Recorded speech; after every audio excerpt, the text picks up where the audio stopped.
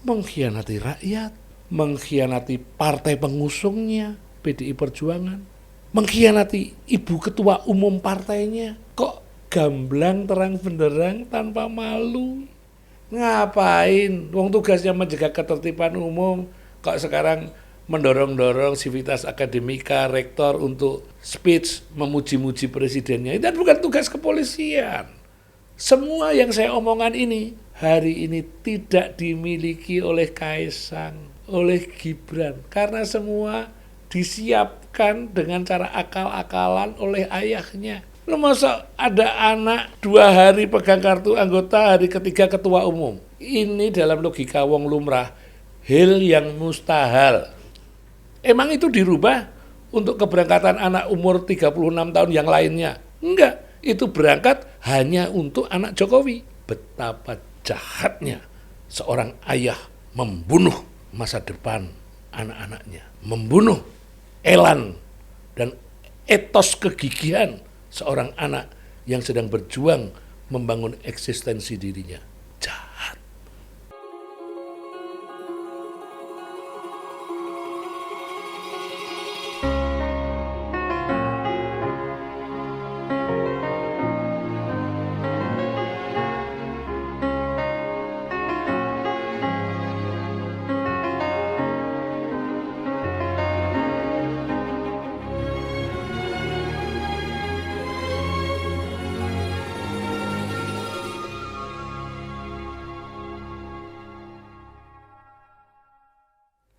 Salam Pancasila. Kawan, bertemu lagi dengan Ruang Dialektika di Kanal SA. Kesempatan ini kita akan berjumpa dengan seorang budayawan, seorang yang punya wawasan dan kebijaksanaan yang sangat-sangat luas terkait dengan bangsa ini. Karena saya bisa mengklaim seperti itu, buktinya sangat konkret. Minggu-minggu belakangan ini hampir semua kampus besar mengeluarkan pernyataan, mengeluarkan keprihatinan, mengeluarkan peringatan kepada penyelenggara negara, kepada presiden, untuk tidak sampai mengganggu proses demokrasi. Dan beliau ini sudah melakukan itu sebagai suara yang mungkin waktu itu banyak yang menganggap partisan, banyak yang menganggap wah ini karena ada ketidaksukaan personal dan sebagainya. Bulan Oktober keluar surat langsung ditujukan kepada Jokowi. Bahkan di bulan Agustus sebelumnya, 2 bulan sebelumnya, ketika mungkin banyak orang yang tidak menyadari sedang ada pergeseran politik besar, beliau sudah menulis juga di Kompas dengan tone yang sama yang hari ini digaungkan oleh hampir seluruh kampus-kampus besar, para guru besar, akademisi, mengingatkan akan bahayanya tirani dan masa depan.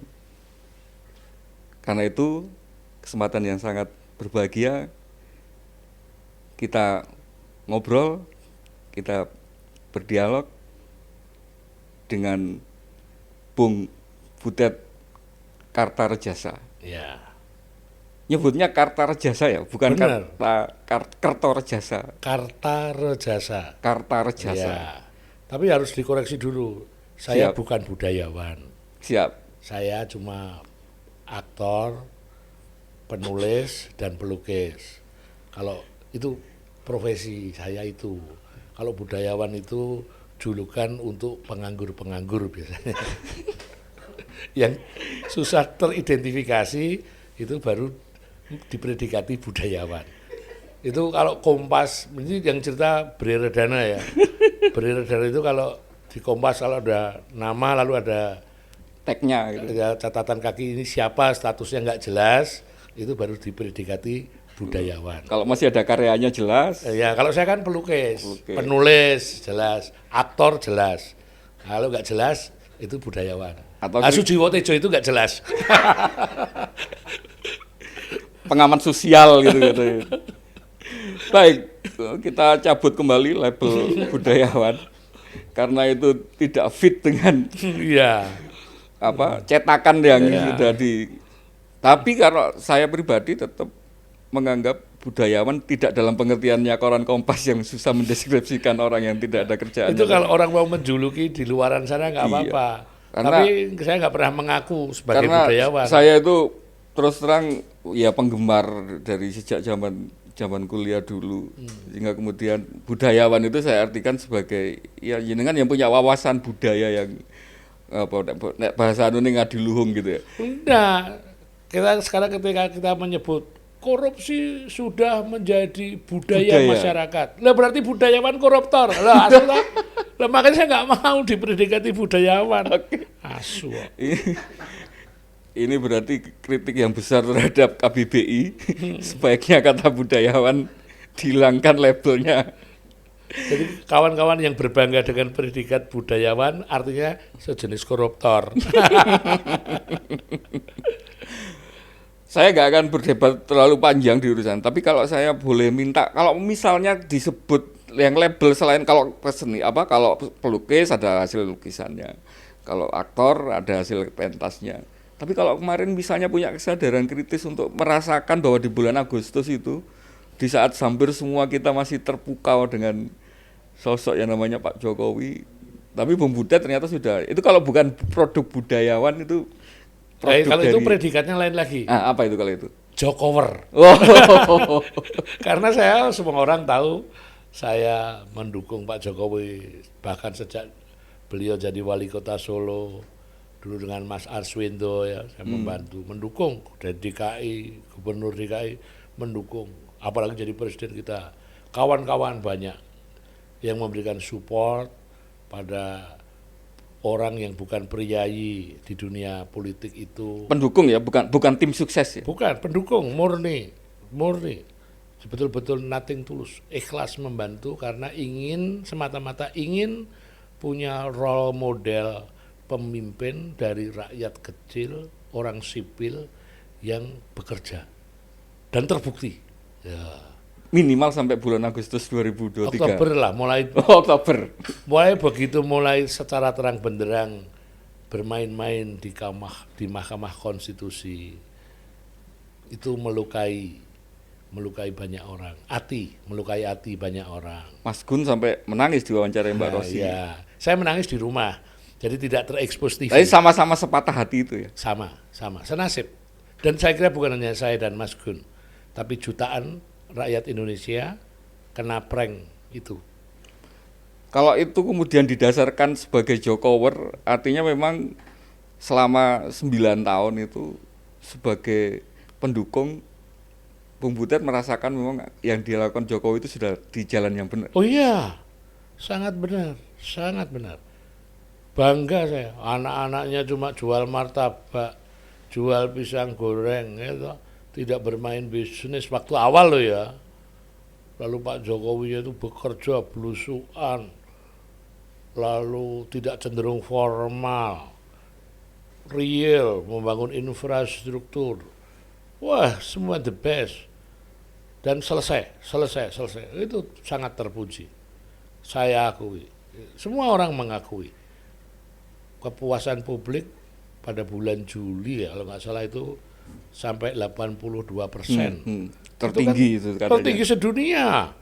Siapa yang nggak bangga? Wih, tinggal 10 bulan lagi, setahun lagi, saya punya Soft landing. Soft landing. Bisa cerita ke anak cucu, reformasi ternyata bisa dapat pemimpin. Ternyata Indonesia pernah punya pemimpin yang luar biasa, abadi. Wow. Dan saya ikut mendukung. Iya, semua orang seperti itu pikirannya. Pertengahan Oktober sajalah. Ya sudah, setelah itu hari Kamis saya guguk sendirian di rumah. Lalu hari Minggu sore saya menulis surat dan surat saya bocor, viral. Ya sudah. Senin terjadi peristiwa di Mahkamah Konstitusi. Kita melihat sebuah upaya mencederai demokrasi, mengkhianati konstitusi, memulai perjalanannya sampai hari ini. Saya jadi ingat istilah yang dulu dikenalkan mulai kecil ya, entah sama Mbak atau di sekolahan saya lupa. Waseso katanya. Orang yang bisa ngerti sesuatu bisa ini sebelum orang banyak itu tahu. Ngerti sadurunge winarah. Ngerti sadurunge winarah. Rasa-rasanya kok ada kayak semacam gitu ketika Bung Butet mencandrai perubahan Jokowi ini. Tahu sebelum Wah, sebagian banyak orang. enggak lah, saya enggak tahu. Cuma saya itu merasa setelah saya sakit yang luar biasa tahun 2021, Nggih, nggih. itu kan wis meh mate. Betul-betul saya sedang bercanda dengan maut. Lalu saya dikasih hidup. Dan dikasih hidup itu bagi saya sebuah mukjizat. Karena itu peristiwa yang luar biasa, karena saya merasa mendapat energi dari kawan-kawan saya, dan dari situasi yang saya berdiri pun tidak bisa, mendadak pagi itu saya bisa berdiri. Itu mukjizat. Nah, setelah peristiwa itu saya lalu merasa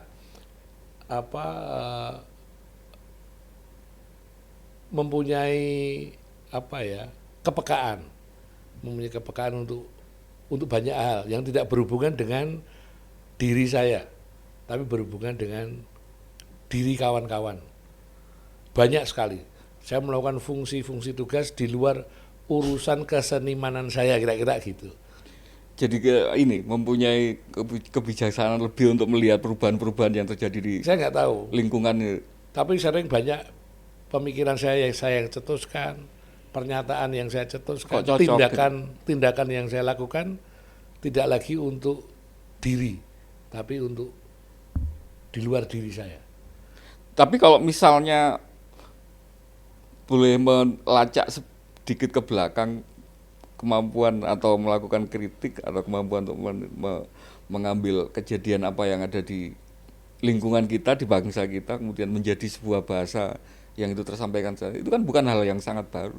Itu kan sudah dilakukan Bung Butet bahkan mulai monolog dulu itu saya ingat sebelum reformasi itu pernah saya ingat, kemudian intens setelah reformasi. Pernah ada acara TV yang sangat menarik. Itu kan sebenarnya hampir bentuk yang sama dengan kekritisan yang ditunjukkan ke Jokowi hari ini. Ya sejak dulu memang kerjaannya mencoba mengambil peran di ranah sosial. Kesenian itu bagi saya kan cuma tools, alat. Tapi di dalam hidup ini kan tidak hanya sibuk dengan alat. Kalau saya cuma sibuk dengan pencapaian artistik saja, itu saya sedang memanjakan ego personal saya sebagai seniman. Tapi kan bagi saya seni itu hanya alat. Yang jauh lebih penting dan lebih besar itu adalah pengabdian kita terhadap kemanusiaan, terhadap kehidupan ini. Ketika saya berhasil mendorong banyak orang untuk berbuat baik, ya itulah tugas manusia. Seni itu hanya profesi, alat. Dan itu bisa di sektor apapun. Yang punya profesi dokter boleh, tapi tujuan hidup kan bukan hanya terampil secara medis, tapi menyelamatkan kehidupan, memuliakan kemanusiaan. Itu jauh lebih penting daripada sekedar pencapaian yang sifatnya personal. Profesi bisa apapun, ruang pengabdian kepada kemanusiaan itu sangat luas, tak berbatas. Tapi kan kemudian lagi-lagi kita nggak bisa menafikan bahwa suara-suara itu hari ini ya ruang-ruang untuk, terutama dengan kejernihan atau mungkin bahkan dengan yang berbeda dari kebanyakan itu kan minim sekali. Kalau saya lihat misalnya hari ini suara di ruang publik yang seperti sentilan-sentilan itu kan rasanya nggak ada lagi, yang orang bisa disuguhi kayak seolah-olah hanya sekedar jagongan, bahasa-bahasanya juga sangat nyantai, tapi kemudian juga diajari untuk lebih kritis.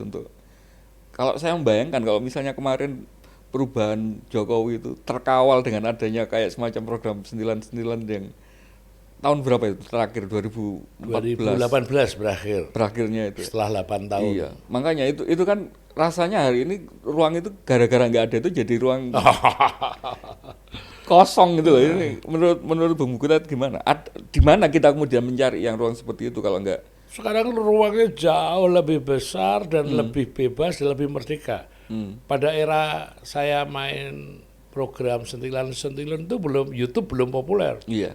Hari ini tanpa sensor apapun orang bisa berceloteh apapun, macam-macam. sekeras apapun. Tapi memang sebenarnya titik keberangkatan aja yang harus kuat. Kalau saya sejak awal dengan kawan-kawan di lingkaran saya, Agus Nur, Mas Slamet Raharjo, kawan-kawan teater Gandri, kawan-kawan seniman Jogja itu memang niatnya itu adalah memberikan yang terbaik untuk memancing kebaikan. Niatnya itu. Misalnya program sentilan-sentilan itu dulu saya artikan sebagai, kalau di media cetak itu ruang space karikatur. Jadi ada Kartunnya, fakta, iya. ada fakta dilihat dari perspektif jurnalistik, tapi dilihatnya dari perspektif kejenakaan. Iya, iya. Nah, itu cara saya memandang realitas sosial. Jadi aspek hiburannya ada, tapi ada aspek edukasi. Dan aspek memotret hari itu ada dinamika apa? Ya kayak kartun, kayak karikatur lah. Karikatur yang Karikatur tapi diperistiwakan menjadi adegan dilakonkan teater. gitu. Ya, makanya disiplinnya disiplin teater. Ada skrip, ada latihan. Jadi saya tidak hanya asal ngebacot aja, tapi semua didesain. Ini sedetail apa skripnya waktu itu kalau ya paling 3-4 halaman. untuk satu episode itu Satu ya? episode ada dialog-dialog ABCD, sentilan ngomong apa, sentilun jawab apa. Tetap dalam disiplin teater, bukan lawak, bukan. Kalau ngelawak itu orang beradegan semata-mata untuk mendapatkan tawa. Kalau orang tertawa berhasil, meskipun logikanya kacau. Kalau sentilan-sentilan enggak, itu karakter. Saya menjadi sentilun itu saya memainkan karakter Jongos, bukan seorang butet. Iya, iya. Slamet Raharjo memainkan karakter majikan, sentilan. Itu bukan Slamet Raharjo yang sehari-hari. Yang ketika saya jadi sentilun, itu bukan butet yang sehari-hari. Itu in karakter. Dan kemudian suara-suara kritis sama macam-macam itu dimunculkan dari karakter. Dalam karakter itu, bukan butet. Makanya waktu itu misalnya, saya pernah kan ada foto, saya digendong Ahok. Ahok saya gendong. Saya bisa sekurang ajar itu, karena saya pakai kostum sentilun. Dengan segala kesederhanaannya, dengan segala keterbatasan Ya, logikanya. karakter jongosnya itu. Makanya saya bisa minta enteng aja waktu pakai kostum, Pak Ahok, padahal dia wakil gubernur waktu itu. Gendong-gendongan yuk. Kalau saya dalam butet sehari-hari gini, tentu saya tidak akan melakukan. Ini orang normal. Kalau itu kan aku sedang main dalam karakter. Ya kurang ajar dikit, karakternya memang kurang ajar. Gitu. Kalau misalnya hari ini ada karakter sentilun itu untuk kemudian membaca Jokowi itu kan akan jauh lebih keras daripada hanya sekedar aswa itu ya. Pasti lebih asu. Itu kira-kira kemudian ada kebutuhan lagi nggak dimunculkan hari ini, Bung? Ketika sepertinya salah satu misalnya yang saya tangkap dari kekhawatiran para guru besar itu kan, kalau ini diterus-terusin, ruang demokratis, ruang-ruang kayak gini itu kan akan semakin tertutup gitu kan, akan semakin ini. Dengan karakter sentilun itu misalnya bisa membaca ini. Masalahnya apa masih mempan diingatkan dalam versi Punokawan itu. Kalau sentilun itu kan semacam Panakawan. Gareng Petruk Bagong, Abdi Dalem gitu, Jongos, low class. Jadi orang hanya disindir-sindir itu enggak ini. Nah, pertanyaan apakah masih mempan? Lawang sekarang yang bukan Panakawan pun sudah diingatkan oleh Brahmana, para cendekiawan, aktivis kampus. Ini orang-orang hebat, ulama, jauh lebih Romo Kardinal, jauh lebih otoritatif. Punya legasi yang kuat. Mengingatkan aja nggak didengerin, apalagi cuma Jongos. Barangkali yang mengingatkan tinggal satu, Gusti Allah. Vox Populi Vox Dei, suara rakyat, suara Tuhan.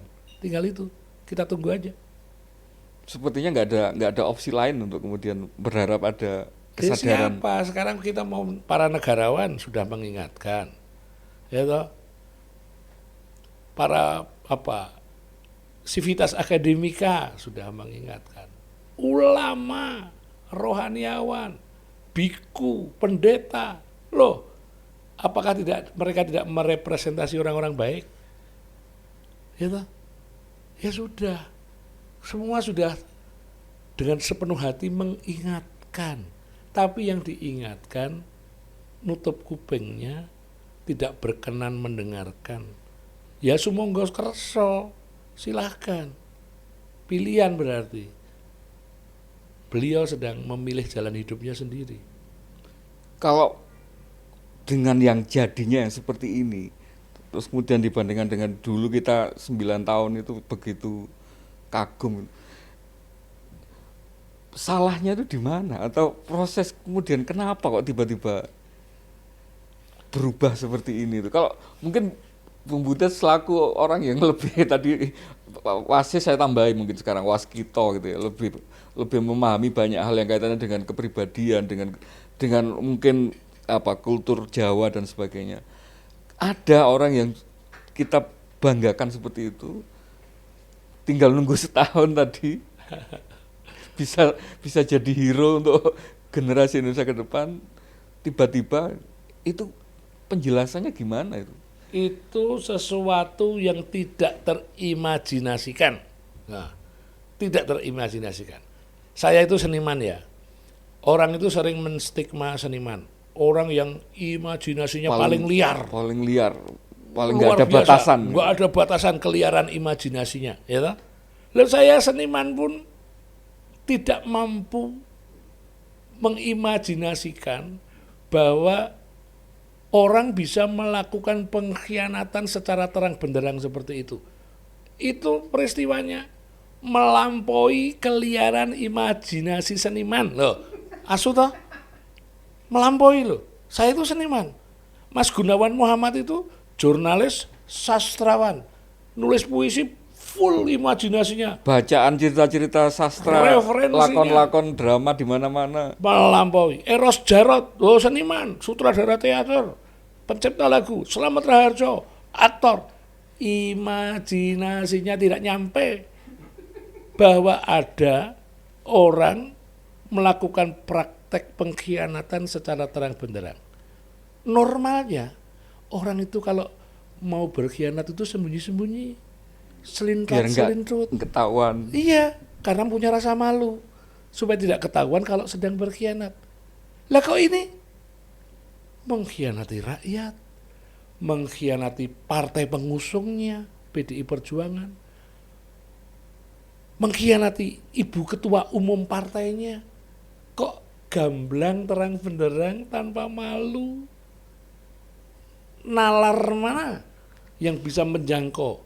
Imajinasi mana yang bisa memahami itu? Saya aja nggak bisa memahami. Kalau imajinasi yang paling liar pun tidak bisa membayangkan itu. Kira-kira kemudian kalau bagi rakyat untuk kemudian berharap ini bisa sadar, ini bisa ada takut apa ada mau merubah diri itu harapannya dari mana, Bung? Ya dari Gusti Allah. Udah nggak ada Nah, lagi. ya udah, tinggal bersandar kepada kekuatan semesta. Semesta, Vox Populi Vox Dei, tinggal itu aja. Kita tunggu aja. Bahwa kemudian hari ini survei bilang kepuasannya masih tinggi. Alah, survei yang bikinnya orang bayaran. Lo kalau memang survei paling tinggi ngapain kok datang minta tolong ngerso dalam Sultan Jogja untuk memediasi menengahi bertemu dengan Bu Megawati. Ngapain? Oh itu memang benar terjadi. Ya nggak tahu, saya cuma baca YouTube asu. Ya, kalau dibandingkan dengan baca YouTube sama dengar ceritanya jenengan ya saya lebih percaya ceritanya. Ya, saya masih orang itu juga cangkemnya jangan terlalu dipercaya. Tapi kan sudah melewati proses kurasi yang lebih meyakinkan gitu. Nah artinya kenapa dia ternyata masih butuh seperti itu ketika sudah nggak ada rasa, nggak ada malu, nggak ada ini. Ya berarti sedang panik yang diharapkan tidak betul-betul terwujud. Ini kan belum coblosan, kita belum tahu hasilnya. Jangan-jangan mimpi di seberang itu, yang mimpi menang satu putaran akan betul-betul terjadi atau tidak akan terjadi. Hari ini kita baru dapat pemberitahuan bahwa pemilihan di luar negeri mayoritas memenangkan 03, kecuali Yuki yang belum masuk. Tapi kan sudah tanda-tanda Loh jangan-jangan nanti tidak satu putaran ini. Lah kalau tidak satu putaran kan berisiko mimpi itu tidak terwujud. Makanya bagi-bagi ancang-ancang juga ingin membangun satu rekonsiliasi. Ya tapi nasi kan udah jadi bubur. Berarti sekarang kepercayaan diri itu sepertinya tidak sekuat beberapa minggu yang lalu.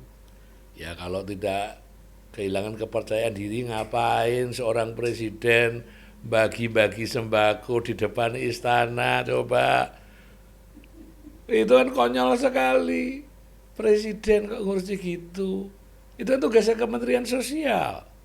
Lalu para polisi ngapain? Wong tugasnya menjaga ketertiban umum kok sekarang mendorong-dorong sivitas akademika rektor untuk speech memuji-muji presidennya. Itu kan bukan tugas kepolisian.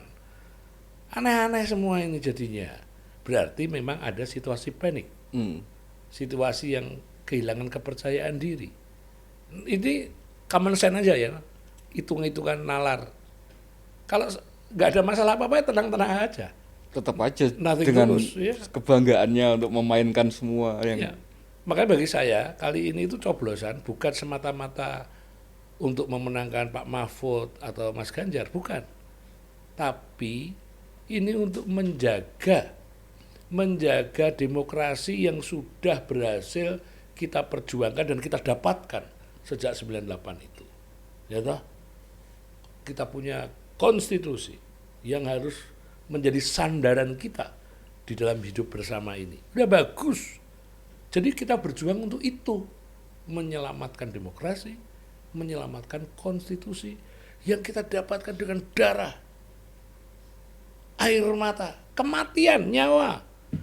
Tadi saya baca puisi dengan anaknya Wiji Tukul. Wiji Tukul itu kawan seangkatan saya, dia penyair, saya pemain teater. Kenal, saya punya foto-fotonya, masa muda dia banyak sekali. Anaknya tidak tahu nasib orang tuanya, diculik. Penculiknya sekarang bersekutu dengan orang yang dulu kita dukung. Gimana? Siapa yang tidak merasa kena prank seperti itu?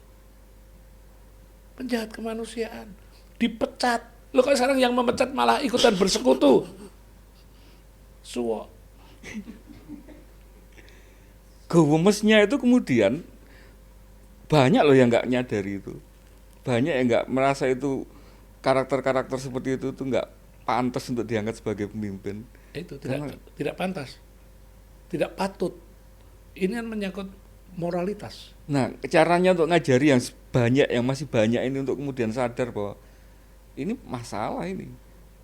Kalau presidennya dulu itu sudah kayak gitu, nggak ada kekhawatiran, nggak ada ini. Kalau bahasanya teman-teman LSM di Jakarta itu impunitas sudah ini. Ya itu yang saya bilang melampaui. Bahkan imajinasi yang paling liar pun tidak bisa memahami. Melampaui, ekstrem. Ya tinggal diselendrik Gusti Allah aja. Kalau sambil nunggu diselendrik Gusti Allah misalnya, ada nggak kasarane ini setelah ini apapun yang terjadi bulan Oktober 2024 itu kan Jokowi sudah selesai. Dia akan pensiun, entah pulang kemana, katanya kan sudah disiapkan oleh negara rumah untuk ini. Kira-kira misalnya dari bentuk sanksi atau masyarakat yang kemudian itu kecewa itu, apa yang paling jelek yang kemudian mungkin bisa terjadi dengan nasibnya Jokowi ketika dia tetap seperti ini? Ya sesuai kaidah-kaidah demokrasi saja sebagai suatu negara hukum. Pasti sudah ada pedoman-pedomannya untuk mengatur kehidupan ini. Kalau kita mempercayai hukum. Di dalam demokrasi kita wajib mempercayai hukum sebagai sandaran untuk mendapatkan kebenaran. Nanti di situ akan diuji. Saya nggak tahu apa yang terjadi. Tapi kita hanya berprinsip setia pada konstitusi, setia pada demokrasi. Di sana sudah ada aturan main di dalam kehidupan bersama ini. Itu aja. Kalau misalnya ini saya mau narik lagi ke skenario yang paling buruk, ternyata menang. Seberapapun dia sekarang kelihatan panik apa dan sebagainya. Ternyata nanti 14 Februari itu ada yang lebih banyak orang yang memilih. Itu sangat mungkin. Pertanyaannya kemudian, kemenangan itu murni kemenangan atau menang karena kecurangan? Iya. Kalau menang karena curang, kita punya wasit. Lalu kita melapor kepada wasit tentang kecurangan. Apakah wasitnya itu berkeadilan? Kemarin sudah dibuktikan. Mahkamah Konstitusi ditegur oleh MK-MK bahwa ada intervensi. Sudah tidak fair, tidak netral. Wasit pertama, wasitnya. KPU-nya Proses penetapannya juga ternyata tidak melanggar. fair. Loh, ini praktek-praktek ketidakberadilan berjalan, lalu akan menjadi wasit. Apakah rakyat tidak akan marah kalau nanti dia menang satu putaran Dengan cara dengan cara curang yang terang benderang itu? Sederhana. Disinilah demokrasi sudah menyiapkan infrastrukturnya, perangkat hukum, aturan main, semua. Artinya masih ada orang-orang baik di Mahkamah Konstitusi, minimal MK-MK-nya, ya kan, yang membuktikan itu. KPU-nya pun juga mendapat teguran yang sama, serupa lah, jalan serupa. Ya udah, lalu kepada siapa?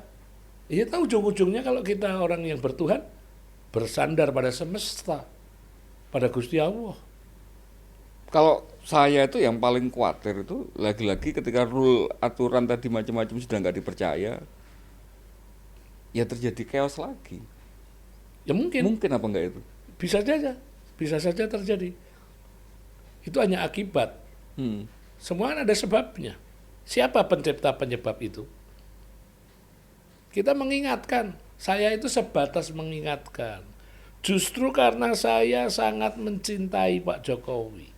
Jokower ini mengakui segala prestasi dia, mengantar dari titik keberangkatannya. Kalau saya tidak mencintai, cuek aja, sebodoh. Enggak. Karena saya dikecewakan. Maka wajib. Orang yang mencintai, ketika kecewa, wajib mengingatkan. Bukannya malah menjilat. Bukannya malah cari muka atau memetik rezeki keuntungan dari situ. Enggak.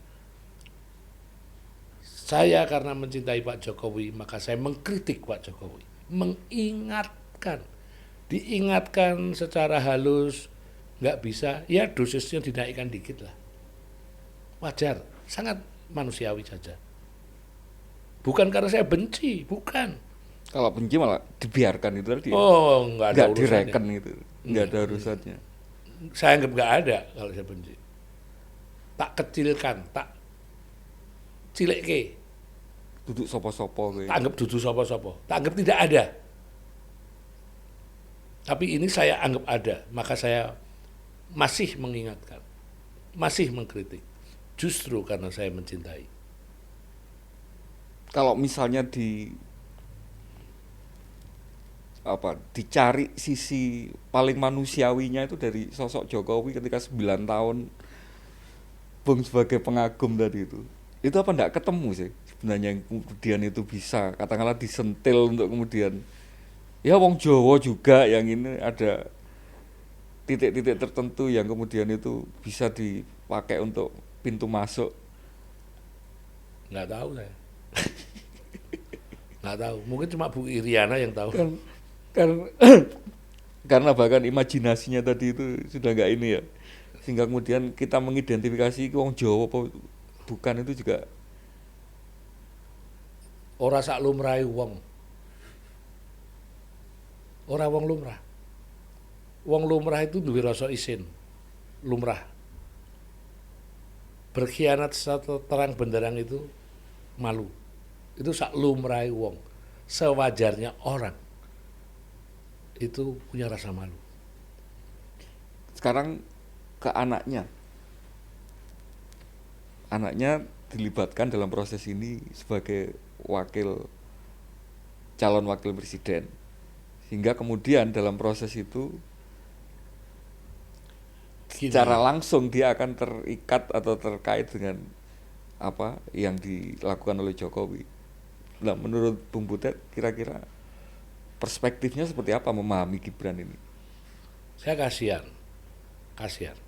Dia sekarang umurnya 36 tahun ya. 36. dia masih punya hidup yang panjang, punya masa depan yang baik semestinya.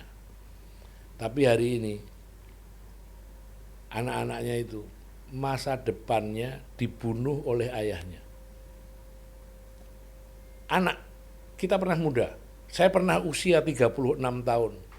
Itu adalah proses di mana saya harus mempertimbangkan nasib saya, mempertimbangkan hidup saya ke depan saya mau ngapain, dan karena itulah saya berjuang untuk menjadi orang,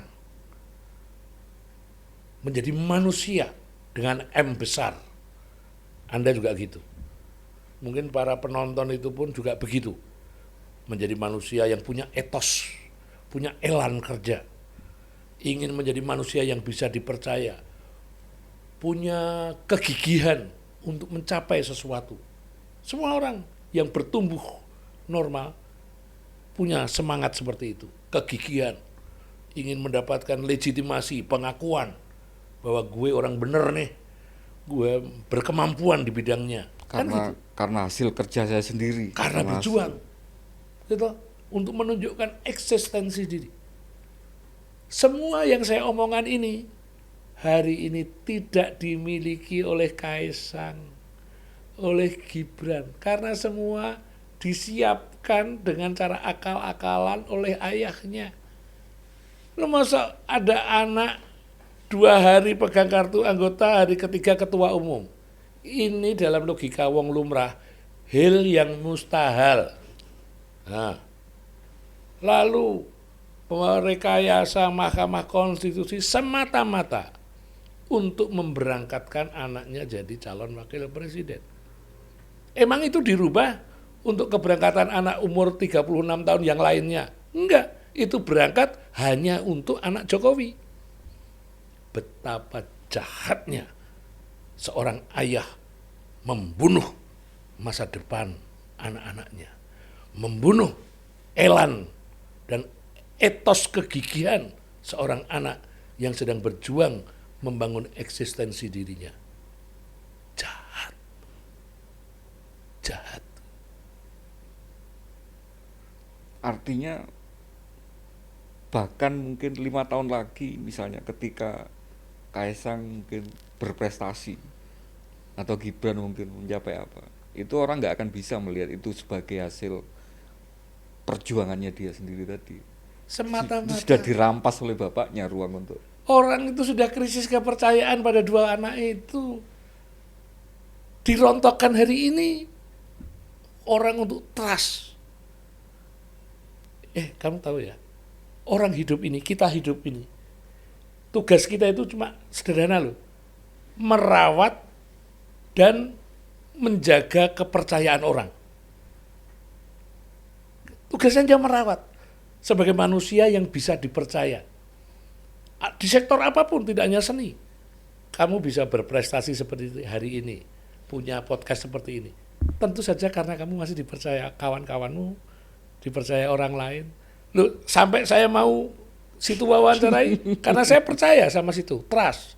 Ya, tapi kalau situ sejenis petualang, mana mungkin saya mau percaya, orang lain akan percaya. Enggak, ini prinsip dasar di dalam hidup.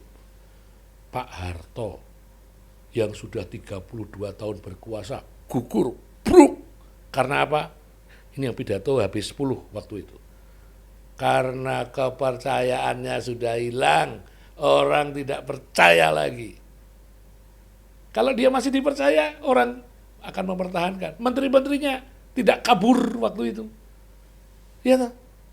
Trust, kepercayaan. Tugas hidup kita sederhana, merawat dan menjaga kepercayaan orang kepada diri kita. Kamu undang ke sini karena situ masih percaya sama cangkemku. Ya, kalau cangkemku ini pembual, petualang, mana mungkin saya jadi narsum podcast gini. Cetra-cetra dibayar apa ora kok asu. Dan itu rasanya salah satu sudut pandang yang jarang sekali dilihat. Karena kemudian yang muncul kemudian kan privilege itu sebagai sebuah kemewahan. Privilege itu sebagai sesuatu yang diinginkan. Ternyata kan justru akan merusak sendiri. Ya privilege kan dalam konteks politik itu kan ada batasan. Itu tidak sesuatu yang abadi. Ya kita per 5 tahun kok. Kekuasaan itu tidak abadi. Yang jauh lebih penting itu trust tadi itu, menjadi orang yang bisa dipercaya. Selesai berkuasa, ya sudah tetap menjadi orang yang bisa penuh percaya diri sebagai bagian dari kehidupan ini karena berbuat baik. Itu saja. Mungkin orang-orang yang beragama mengatakan itulah pembelajaran inti dari agama. Ya toh. Kita disekolahkan tinggi-tinggi juga itu, menjadi orang yang dipercaya. Lalu jangan menyangka kalau sudah prestasi akademiknya, IP-nya di atas 4, gelarnya tinggi-tinggi, lalu secara moral tetap benar. Ya enggak, belum tentu. Sandaran hidup kita tadi moralitas.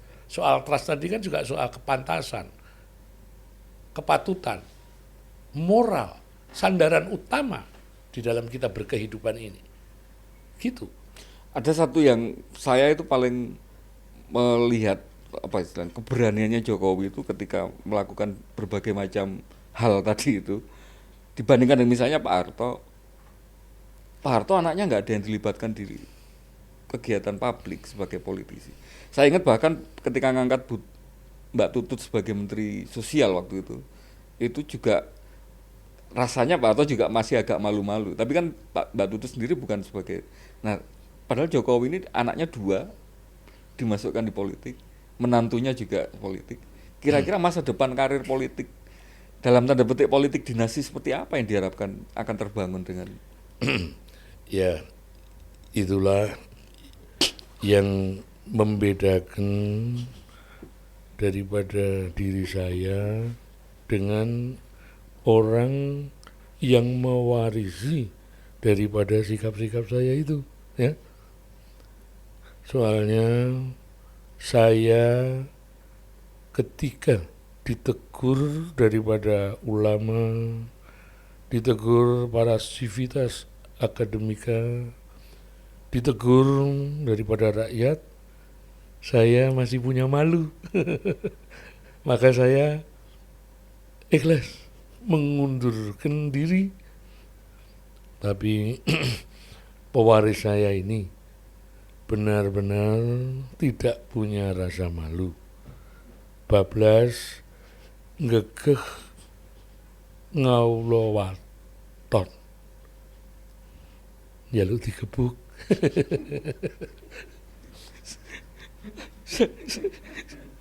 Saya jadi takut tanya persis saya. Nanti diculik saya kalau tanya lagi.